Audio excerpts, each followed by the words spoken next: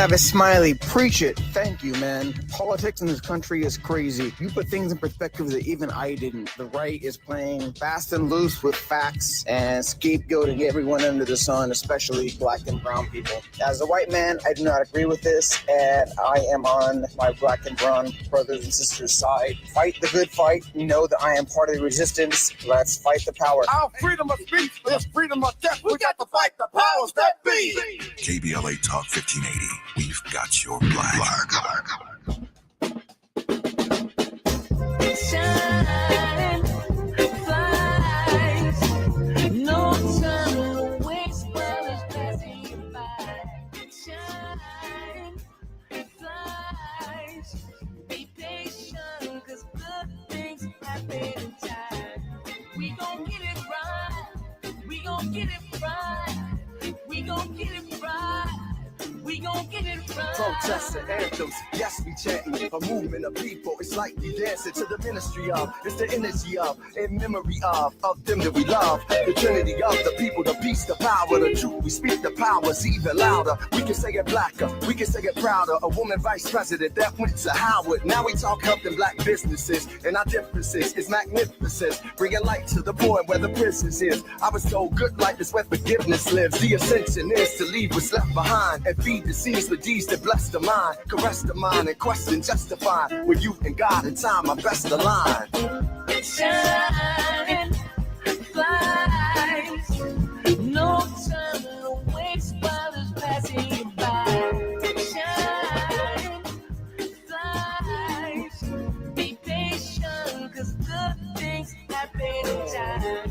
We gon' get it right, we gon' get it right. We gon' get it right. We gon' get it right. How can I be a better father, son, a better grandson, honoring Fannie Lou's and the Fred Hamptons, the Harriets, the chariots that carry us to various areas that marry us to progress. Yeah, we the harvest, the lovely days and midnight marauders, even through charges and days of darkness. No, we in the hands of the greatest artists. I see it in the waters, I see it in our daughters. They could be bridges that know no borders. For so long, them folk try to ignore us. So we at the ballot boxes to vote for us. Peace to Stacey and the people of Georgia. You are listening to and streaming A More Perfect Union on KBLA Talk 1580. I'm Dr. Nii-Quartelai Quartey, your host and White House correspondent in LA, joining you live in LA in afternoon drive time. No other place I would rather be than right here with you. Remember, I'm in touch until you be in touch. Follow me Monday through Thursday right here, but anytime at Dr. Nii-Quartelai. Just type in Dr. Nii-Q, DRNIIQ, and I pop right on up, fresh for you to follow. Also, be sure to download the KBLA app to listen to us live or on demand, or simply tell Alexa to play KBLA Talk 1580, and there we are for your listening pleasure. Last but not least, subscribe to A More Perfect Union podcast. That way you'll get the little push notification, right? Every time we upload a new episode, you don't have to fall behind because we got you covered there. All right. Now, listen. Happy Tuesday, everybody. Did you have a good Memorial Day weekend? Andy, did you have a good Memorial Day weekend? Okay. My brother / sound engineer, Andy, is giving me the so-so hands. The so-so hands? You didn't get any rest? Okay, you got some rest, so it wasn't all that bad. Are you streaming anything interesting? Sports. Okay, so Andy says he's streaming sports. Right now, I'm streaming a show called Forever on Netflix. Whoa, whoa, whoa, whoa, whoa. If I got a bag or two under my eyes, it's because I was up late last night watching episode 3. I'm on 3 or 4. I could have kept going watching Forever. It's Mara Brock Akil's new show on Netflix. It does not disappoint. Doesn't disappoint. Love it, love it, love it. And so if you haven't already, log on to Netflix and go ahead and check that out. All right. Now it's time for your national news roundup. It's time for you to decide the good, bad, and ugly headlines of the day. Kicking us off, the LA Times is reporting that Representative Judy Chu and advocates push FEMA for more housing assistance for Eaton fire survivors. That's right. Federal agencies must do more to house struggling victims from January's Eaton fires. At least that's what Representative Judy Chu and advocacy groups are arguing today. Representative Chu hosted a roundtable at the Altadena Library with officials from FEMA, the U.S. Department of Housing and Urban Development, the California Governor's Office of Emergency Services, and a whole lot of other agencies, where a dozen organizations assisting fire survivors, they pleaded for more assistance. Even with the availability of federal vouchers and other housing aid, thousands of people remain bouncing between hotel rooms and living out of their cars or in unstable housing situations. That's what a lot of these advocates are saying. Representative Chu is she's urging FEMA to authorize a housing program called Direct Lease, where FEMA directly rents apartments for disaster survivors who cannot find somewhere to live on their own. The Times reported just this month that FEMA has not implemented Direct Lease in Los Angeles, even though it's commonly made available after natural disasters nationwide, including the 2023 wildfires in Maui. We remind you that nearly 13,000 homes were destroyed in January's wildfire, with more than half those losses in Altadena and the surrounding areas. And so we're going to continue to keep our eye on this. You better believe when I'm back in D.C., back in the White House press briefing room, this question is going to be high on my list to press the Trump administration on, because this is an example of the material difference that government makes in our everyday lives. For all the people saying, oh, we want less government, we don't want no government. Well, you say that until you need government. And so we're going to keep our eye on that. Moving along, a Maryland Democrat says that he was denied access to Abrego Garcia in El Salvador.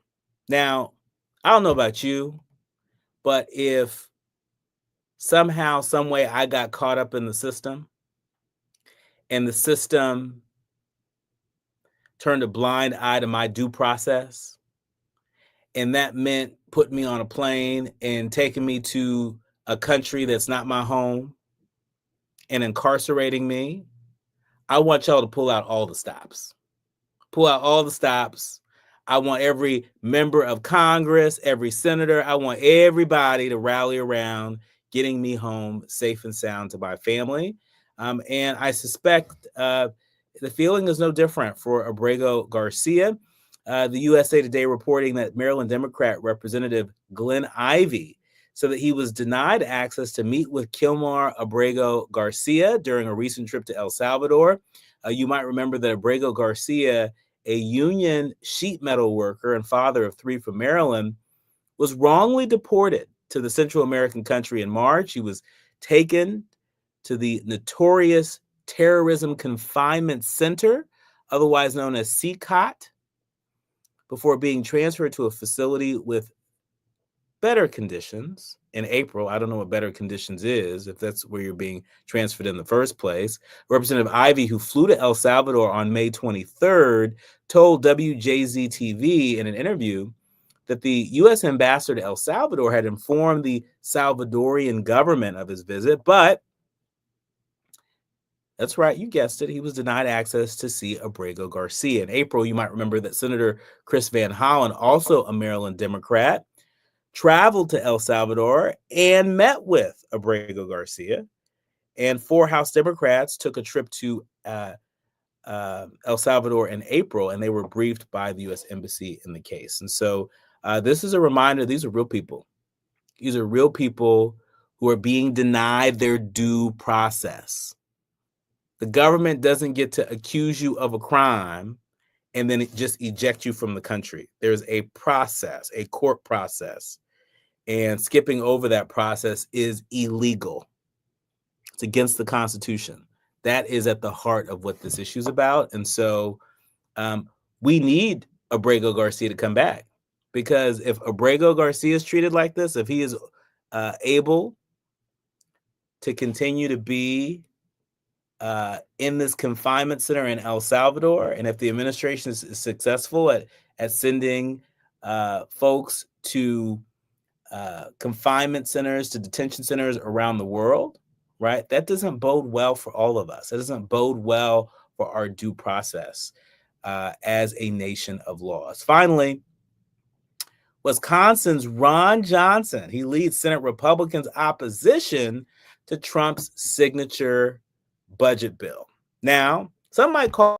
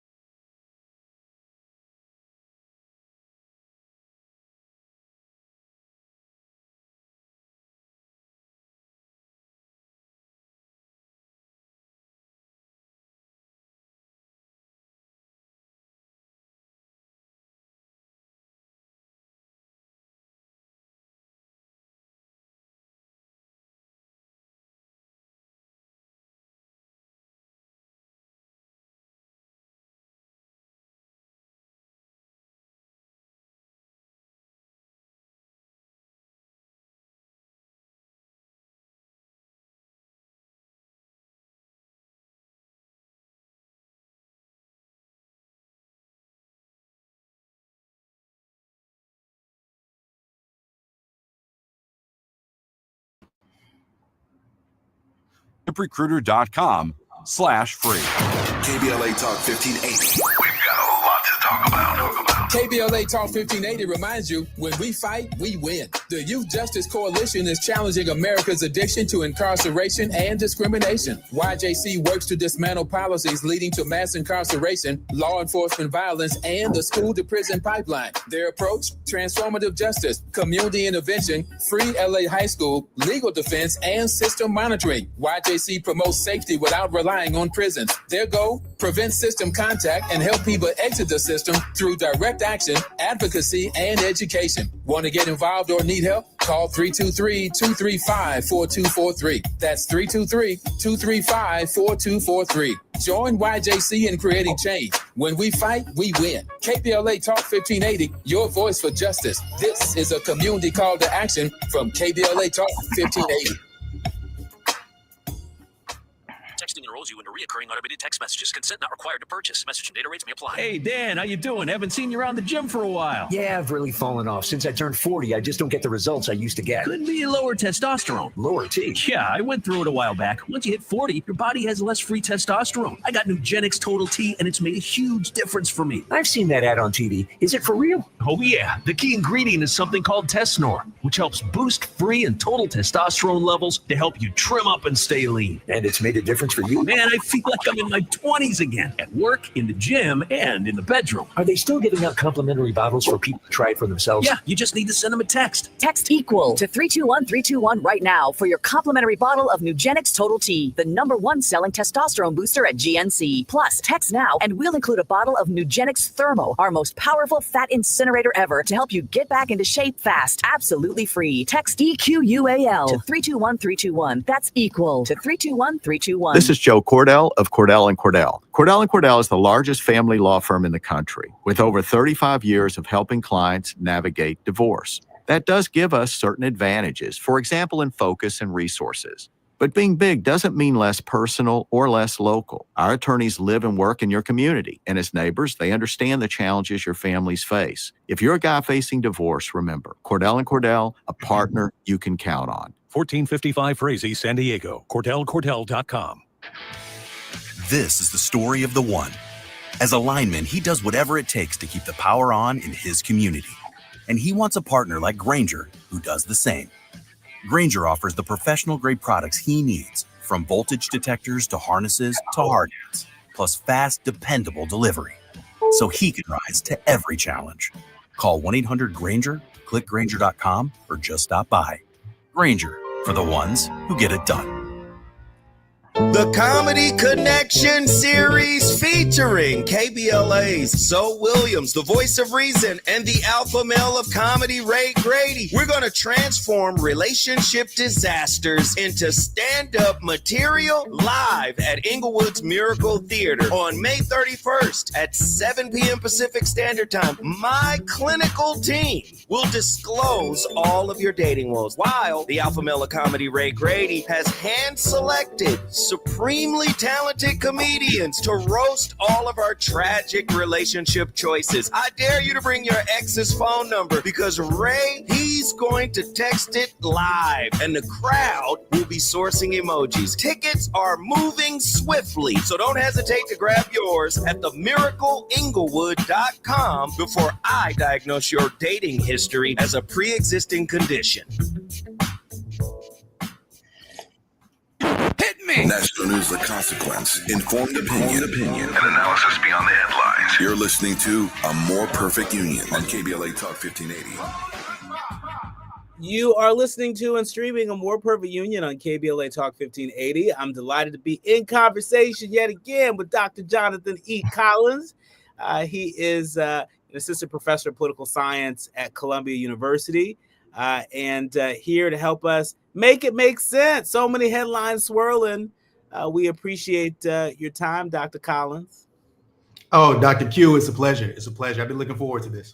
Well, likewise. Well, first things first, we lost a giant over the holiday weekend. Former Congressman Charles Rangel, longtime Harlem congressman. He died at the age of 94.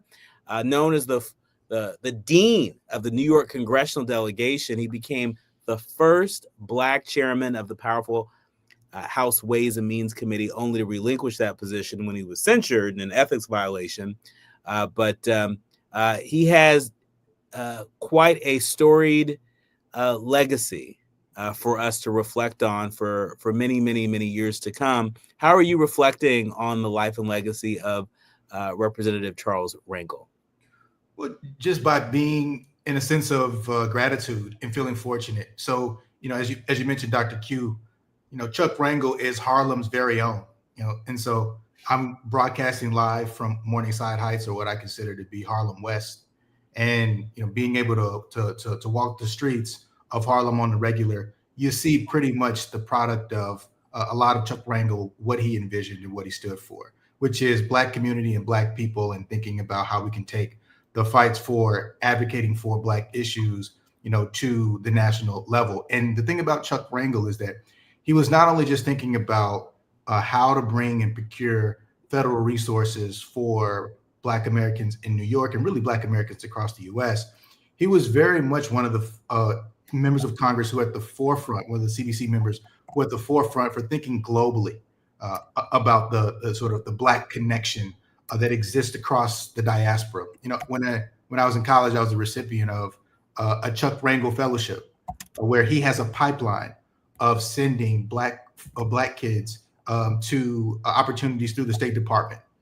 And actually, he's responsible for a sizable amount of Black folks who now serve in the Foreign Service. So his footprints are everywhere. His fingerprints are everywhere in the Black experience and really the American experience all across the country. That is absolutely right. And it's good to know we're talking to a Charles Rangel Fellow among so many of the other accolades to your name. But talk to us about the place that Representative Rangel will have in history as the last surviving member of the Gang of Four.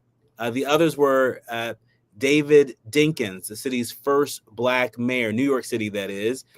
Percy E. Sutton, the former Manhattan Borough president. Basil A. Patterson, who was a state senator and secretary of state, and whose son, David Patterson, was lieutenant governor and the interim governor of New York from 2008 to 2010. Talk to us about what it means to lose this surviving member of the Gang of Four. Well, this signals the end of an incredibly important era for Black politics. And so, when you're talking about the Gang of Four, you're talking about the emergence of Black political power in a very critical moment. So there's a political scientist at Brown University who wrote a book called Protest to Politics. And so the idea in Protest to Politics was that after the Civil Rights Movement, we landed in this very critical moment of what do? You have legislation that creates the conditions for voting rights with the Voting Rights Act of 65, the Civil Rights Act of 63, Voting Rights Act of 65 and the Civil Rights Act of 64. So you have the legislative conditions are created for Black liberation, but then now you have to start to do the political work, the political organizing of seeing some of this happen. And there was no blueprint for this. And what we saw is there were places where Black political organizing was incredibly ineffective for reasons not responsible towards the Black political activists per se. But then we saw a few pockets where Black political organizing was incredibly robust. And I don't think you can point to a better model. Actually, there is one other model that you, Dr. Q, are a part of the lineage of, and that would be the LA model. But one of the strongest models of Black political organizing was what we saw with the Gang of Four here in New York. When you talk about, David Dinkins assuming the office of mayor, becoming the first Black mayor of the city, and showing relatively effective mayoral governance from a Black political official at a time where Black mayors were assuming the office in historical moments. So every mayor at that time was the first Black mayor to do so. And David Dinkins does it in the largest city in the country.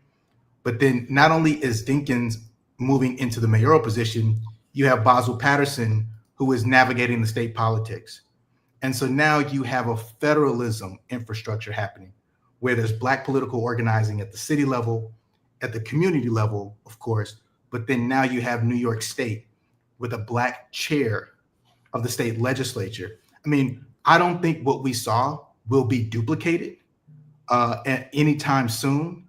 And it's a shame to lose Chuck Rangel, but now this closes the book on such an important chapter in the story of Black politics in America.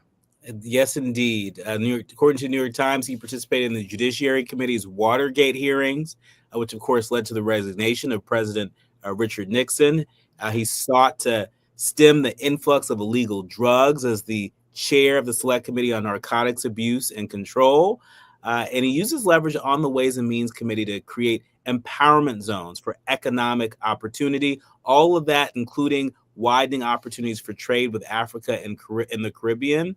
The life and legacy of Representative Charles Rangel is consequential. You better believe that. And that is how we are remembering him on today. More with Assistant Professor of Political Science at Columbia University, Dr. Jonathan E. Collins, when we come forward. The audience is listening, thought-provoking, eye-opening, heart-rendering. This is where authentic voices meet powerful discussions on culture, community, and change. This is where Black voices matter. He's breaking boundaries, amplifying diverse perspectives, and tackling the issues that matter most to you. You're inside A More Perfect Union with Dr. Nii-Quartelai Quartey on KBLA Talk 1580. I'm Amber Payton with BIN News Now. Chicago's Memorial Day weekend was less violent this year, with 22 people shot and 2 killed, down from 41 shot and 9 killed last year. Homicides are down 21%. Shooting incidents are down 36%. Robberies are down 36%. Black Mayor Brandon Johnson credits his administration's approach to public safety and expects ongoing progress. Black Maryland Governor Wes Moore has requested FEMA's help in assessing flood damage in Western Maryland, which caused significant disruptions. The state is seeking a presidential disaster declaration to help cover emergency costs. And a bill advancing in the Louisiana state legislature proposes allowing the New Orleans Sewerage and Water Board to choose its own president instead of having Black Mayor LaToya Cantrell automatically hold the position. Get BIN News Now on demand 24/7 on the iHeartRadio app. Anaheim Hills 91 eastbound crash right before the 241. It's out of lanes, but the drive is a huge mess from about the 57 freeway. Also affecting the 241 toll road northbound, slowing from before the Windy Ridge Toll Plaza all the way to the 91. Tough in West LA, South 405, leaving Sunset Boulevard, delays all the way to Palo Verde in Long Beach. And Pasadena 210 eastbound, loading up at Mountain. Delays taking you ahead all the way to Citrus. Pan comido or a piece of cake, no matter how you say it, you save at cheapoair.com/ES. The deals are fully translated in Spanish, so all you've got to do is scroll and save with deals on up to 500 airlines worldwide. cheapoair.com/ES. This is the KBLA Sports Minute with Ray Richardson. NBA sources claim LeBron is leaning towards returning to the Lakers for his 23rd NBA season. LeBron, who turns 41 in December, has until June 29 to decide on accepting a player option that will pay him $54 million next season. Sources are indicating that LeBron wants to talk with Lakers GM Rob Pelinka about his plans to improve the Lakers roster, especially the addition of a quality center. The Lakers were exposed in the middle during their first-round playoff elimination by Minnesota. They did not have a viable replacement at center after trading Anthony Davis to Dallas for Luka Doncic. LeBron wants to see how Pelinka handles this situation and other roster concerns before he agrees to come back. Stay tuned. The LA Sparks can reach 500 with a win tonight over the Atlanta Dream. The Sparks never got to 500 last season when they finished with the WNBA's worst record at 8-32. No debates, no speculation, just the info you need. That's your KBLA Sports Minute. I'm Ray Richardson on KBLA Talk 1580. At the tone, please record your message. You ready? Drop it! Mr. Tavis Smiley, preach it. Thank you, man. Politics in this country is crazy. You put things in perspective that even I didn't. The right is playing fast and loose with facts and scapegoating everyone under the sun, especially black and brown people. As a white man, I do not agree with this, and I am on my black and brown brothers and sisters' side. Fight the good fight. Know that I am part of the resistance. Let's fight the power. Our freedom of speech is freedom of death. We got to fight the powers that be. KBLA Talk 1580. We've got your black.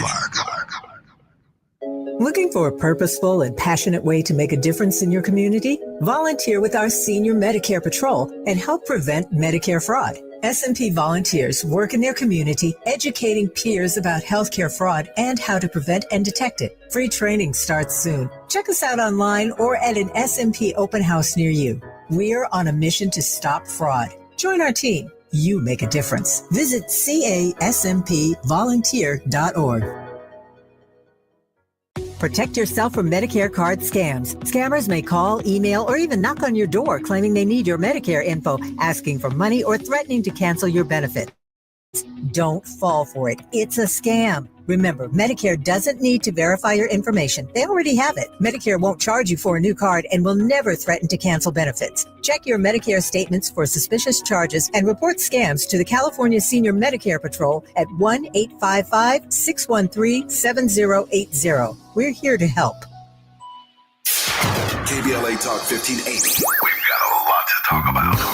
KBLA Talk 1580 is committed to self-care and community well-being. Walk Good LA was formed in June 2020, inspired by the Black Lives Matter movement and the beginning stages of the COVID-19 pandemic. What began as a few minutes of breath work and yoga meditation before protests against police brutality turned into a safe space for the community to heal in hard times. The immensely positive response from the community transformed the momentum into a movement. Today, Walk Good LA is a Black and brown-led community wellness organization based in Los Angeles. They provide spaces for healing through community yoga classes, guided meditations, hikes, run clubs, and other activations throughout Los Angeles that attract hundreds of members weekly. With the help of Propel and Michael B. Jordan, they now have a yoga and wellness studio in Los Angeles called the Walk Good Yard. To join their mailing list and connect with healing spaces, please visit walkgoodla.org. That's walkgoodla.org. Or find them on Instagram at walkgoodla. This is a community call to action, a community call to healing from KBLA Talk 1580. Now back to building a more perfect union on KBLA Talk 1580. You are listening to Streaming a More Perfect Union on KBLA Talk 1580. I'm Dr. Nii-Quartelai Quartey. He is the Dr. Jonathan E. Collins, Assistant Professor of Political Science at Columbia University. Dr. Collins, this past weekend marked the anniversary of our show, number one. 3 years ago on May 22nd, we launched A More Perfect Union, and we're more than 300 episodes in, and we're still going. We're still on the pursuit of a more perfect union featuring voices like yours from the front lines. But we launched the show on May 22nd, right before the anniversary of George Floyd. And here we are. Talk to us about how you're reflecting on the life of George Floyd, the progress made, the promises kept and unkept. Wow. First, happy anniversary, Dr. Q. That is an incredible feat to reach. 3 years in the game. You don't look like it's stressing you out a bit. So I'm a little more salt than pepper, but we're still going. Strong in the game. Strong in the game. But obviously on a more serious note, we all remember, March 25th, 2020. I believe that was the date. And it was a date that, especially in the moments. May 25th, yes. May 25th. Yeah. I remember because my oldest daughter, Breeze, was born May 26th, 2021. She's a day and a year from from the George Floyd murder, which always kind of gives me hope from a day of incredible despair. And so to that despair, it was a moment where it felt like, one, how could something that tragic happen? I mean, we knew, but to see a man choked by a police officer for 9 minutes, basically, on camera, it was just, honestly, I still haven't seen the video. I could never bring myself to watch it because 2020 happened on the heels of the moments that happened before it. Like, for instance, you and I met around the Trayvon Martin murder. That's right. And I remember seeing you, I think we were on I-10 on the 10 freeway in LA with police officers and helicopters surrounded. And so, 2020 was almost, I guess, a crescendo of an experience and a moment that had been bubbling up for quite some time. And I think the only thing about 2020, of course, that made it different was that all eyes were focused on the George Floyd murder and the subsequent reaction to it. Now, this is the COVID 2020 pandemic. We were all inside until that moment happened. And then suddenly, in masks, in droves, folks were taking to the streets. But it wasn't just Black folks who were hurt by this. If anything, it felt like our white counterparts were more mobilized and sort of more influenced by seeing what happened to George Floyd, than we were. And then you saw the conversation change in a way that it hadn't changed before. We started talking about anti-racism. We started talking about white fragility. We started talking about white supremacy and white nationalism in ways that felt like we were finally ready to accept that these are the true sins that are embedded into the core of American culture that needed to finally be removed. And you saw philanthropy get behind this. You saw business and industry get behind this. But you look at where we are now, and it feels like it was an ephemeral moment that came and passed, and we're not too far from where we started. Yeah, we're not too far from where we started. And listen, there are a number of folks that have taken note of this. Our friend and brother, Garen Keith Gaynor over at the Grio recently wrote about this in his latest article entitled "We're Not Begging." Activists say Trump's rollback of police reform only strengthens their fight. In that piece, Jaron wrote that last week, the U.S. Justice Department Civil Rights Office, they rescinded several reform agreements known as consent decrees with police departments in Minneapolis, where George Floyd was murdered. Also in Louisville, Kentucky, where officers fatally shot Breonna Taylor. The Trump DOJ also closed several Biden-era investigations of other local police departments.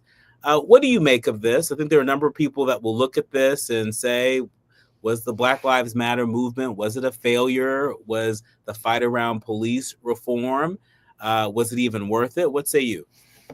Well, I say it did what it was supposed to do, which is to change the conversation. And because, the fact that we are even having this kind of discourse at all says that we're in a different place. And what do I mean by this? And so when we were, before the George Floyd moment and the Breonna Taylor moment and the subsequent organizing that happened, a troubling thing was happening, Dr. Q, and that is we were holding police to the same standard that we hold civilians to, right? So a black person is killed by police officers, and we hear folks, especially on the right, say, well, but what about black on black crime? Right? What about black people killing other black people in their own communities? Why are we so hard on police officers for doing what black people do to other black people? And the fundamental underlying issue has always been, one, it's empirically untrue. because the group that kills members of their own race at the highest rate is actually white Americans. But empirical falsity aside, it suggests that we should be holding police officers to the same standard that we hold any other person who would kill another civilian. But the idea of the police to quote unquote protect and serve, the idea that these are trained people who have responsibilities to protect life, not take it away. Yeah. And I think the Black Lives Matter movement was important to have a conversation about making sure that they're held accountable. And not only just thinking about individual officers being held accountable, but looking at the policing in America as an institution and figuring out how to best hold the overall structure accountable. That means asking questions about police unions and how they're structured, and looking at the political influence that a lot of police unions have in the local elections. What happens when the police officers are essentially picking their bosses? And those bosses are then afraid to punish police officers for going rogue. Important questions that not only help Black Americans, but they actually help make cities better. And so, the Black Lives Matter movement, I think, caught a lot of negative, and it caught a lot of negative critique, especially some of the Black Lives Matter leaders. But if you look at the conversation that it was trying to have, it was incredibly important. Yes, and that work endures. That work continues. Certainly, Black Lives Matter grassroots is alive and well and very active, not just here in California, but in many states across the country. KBLA's own Dr. Melina Abdullah, a leader in that movement, still going strong. When we come forward, I want to talk to you about policing and just sort of the state of policing. Paul Butler last week wrote an op-ed that was published in the Washington Post ahead of the George Floyd anniversary, really addressing this question head on whether or not the Black Lives Matter movement has been fruitful or a failure. And he noted in that piece what has happened in the years since George Floyd when it comes to policing in the United States. There are some insights that I think might surprise our leaders, learners, and listeners. We're going to share some of those when we come forward. In addition, we're going to talk about the soaring Chicago police lawsuit payouts, how they hit a record amount with more on the way. We're going to make it make sense, or at least try to, with Dr. Jonathan Collins of Columbia University when we come forward. Striving to make America a nation as good as its promise. This is A More Perfect Union on KBLA Talk 1580. We've got a lot to talk about.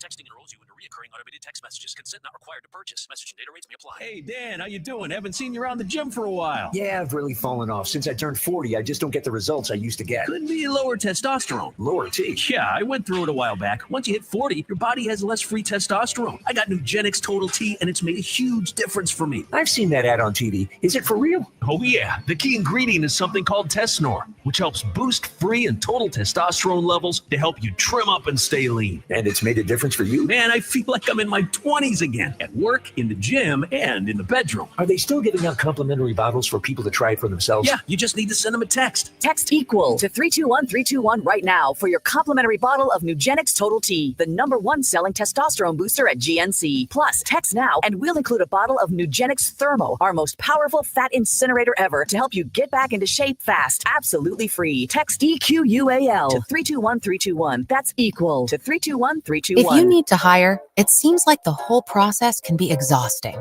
You search resumes, wait for the right candidates to apply, set up initial interviews. It's a lot of time and work. Well, what if you could meet with qualified candidates for your job the very next day? Now you can with Zip Intro from ZipRecruiter. And right now, you can try it for free at ZipRecruiter.com/free. Zip Intro is super easy to use. You simply pick a time, and it does all the work of finding and scheduling qualified candidates for you. Then you can choose who you want to talk to and meet with great people on back-to-back video calls as soon as the next day. Best of all, you save time and energy. Try Zip Intro for free right now at this exclusive web address, ZipRecruiter.com/free. Zip Intro. Post jobs today, talk to qualified candidates tomorrow. Once again, go to ziprecruiter.com/free to try it for free. That's ziprecruiter.com/free. KBLA Talk 1580. We've got a lot to talk about. KBLA Talk 1580, connecting you with services and solutions. LA County's new Justice Care and Opportunities Department, or JCOD, is here to support justice-involved individuals and their families. The JCOD Support Center is now taking calls at 1-833-LACJCOD. That's 1-833-522-5263. Available 7 days a week from 6 a.m. to 11 p.m. The Support Center is your one-stop shop for re-entry issues and court support. They offer court reminders, connections to local services, transportation assistance for housing, court appearances, and childcare. The JCOD hotline provides personalized help to connect you with services that you need. And don't forget to check out justiceconnect.org for more information. Remember, it's free and available every day at 1-833-522-5263. This is a community call to action from KBLA Talk 1580. We face tragedy, but we don't fall into despair. We continue our work to build a more perfect union.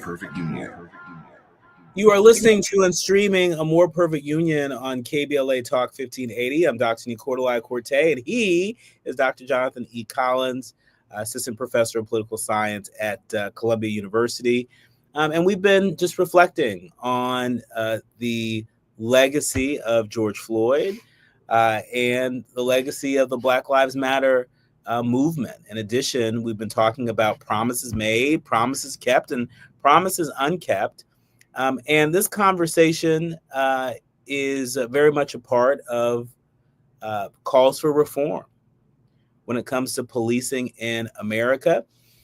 Paul Butler, Georgetown law professor and MSNBC contributor, he wrote a brilliant piece that was published in the Washington Post last week, where he makes clear that really it's state and local that's become the laboratory for innovation around policing, reforms around policing, innovations around policing, and that we, likely shouldn't look to the federal government for much, but it's really going to be state and local driven in terms of pursuing the change that we want to see in our communities. Dr. Collins, do you agree with that? Absolutely. Policing is pretty much a local matter. And if you want to fly the flag for the importance of local politics, policing is one of the areas where, you can get your biggest rise and your biggest bang for buck. And I think it's particularly important given the fact that there are so many, Black cities. I want to connect this back to, thinking about the sort of New York sort of Harlem Four, a group of four that we talked about earlier with the late Chuck Rangel, and thinking about David Dinkins. You look at these urban cities that have a lot of Black sort of like representation. So you can live in a city now where you have a Black mayor, Black city council, Black police chief. But then you look at the actual sort of statistics on the ground and just the lived experience, and it feels like nothing has changed. And that's because, it's the political organizing, the political infighting that has to happen in order for this to be held accountable, because the battle is not just with whether or not you have police. And I think this is the misnomer that got inserted into the conversation with the whole idea of quote unquote abolishing the police. It's not whether or not you have police. It's whether or not the police that you do have in place are operating with this idea of respecting the humanity and dignity of Black people. So what we see from the research literature is that, police are carrying, like many of us are carrying deep racial biases. And so, but it's like the Chris Rock joke where not every job can have bad apples. And, the big example that he uses, of course, is a pilot. This is not a job where you can have a bad apple. You get on a plane, you need your pilot to be the best version of being a pilot. The same thing with police. because one bad apple, right? And now you have a Trayvon Martin. That's right. And Michael Brown and Breonna Taylor and George Floyd. And the issue here is the bad apple is being driven by not random noise, but literal subconscious racial biases. This fundamental psychological belief that Black people are inferior, prone to criminality, less intelligent, and morally inferior. And I would add, prone to being more violent. Dr.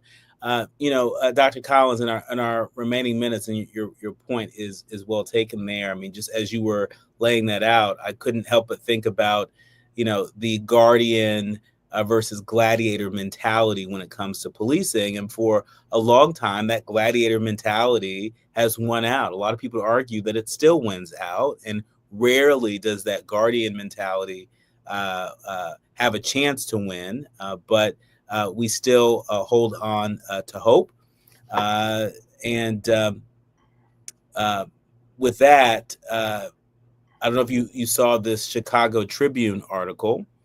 I'm curious as to what you make of it, because what little hope people might have had in places like Chicago might have been dashed away learning that Chicago is spending on police misconduct settlements and other police lawsuits. It's soaring this year.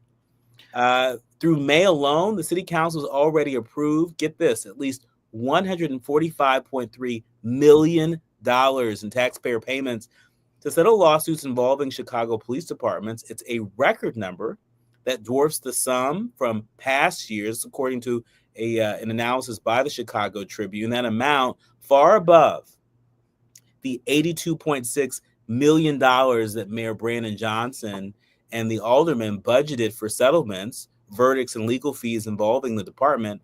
It does not include any smaller payments that face less scrutiny.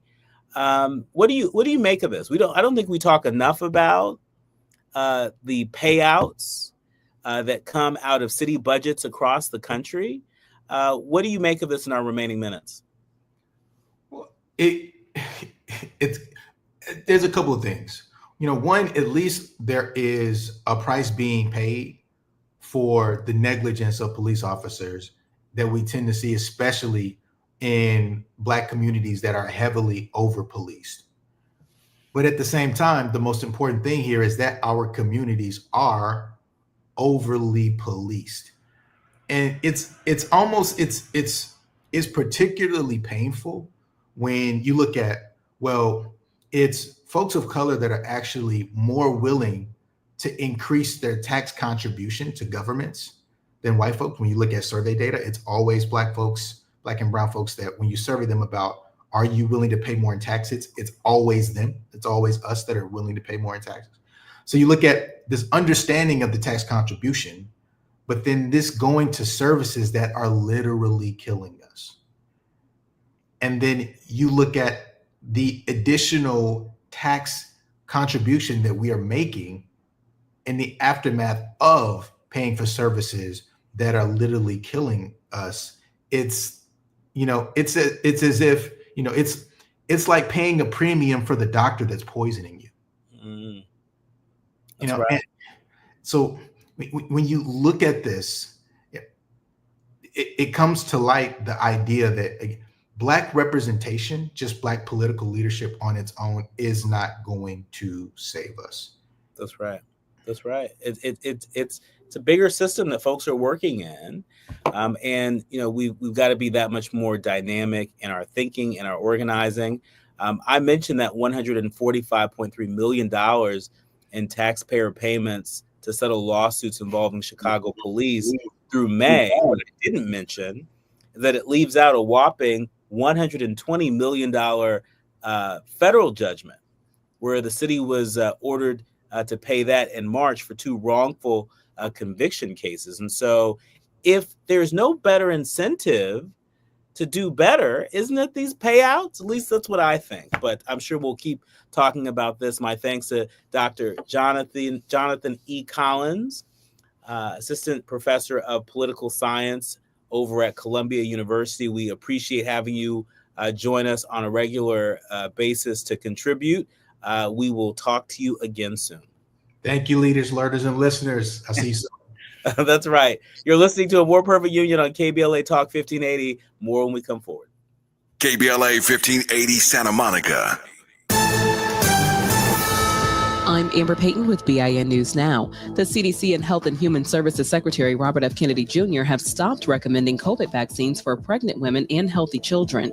Last year, the Biden administration urged healthy children to get yet another COVID shot despite the lack of any clinical data. This decision impacts the Black community, which has faced healthcare disparities. The FDA also announced that new shots will not be routinely approved for healthy kids and adults, and there's no vaccine mandate in the U.S. A witness in Sean Diddy Combs' trial testified that he chased rapper Kid Cudi in a car after breaking into his home. Capricorn Clark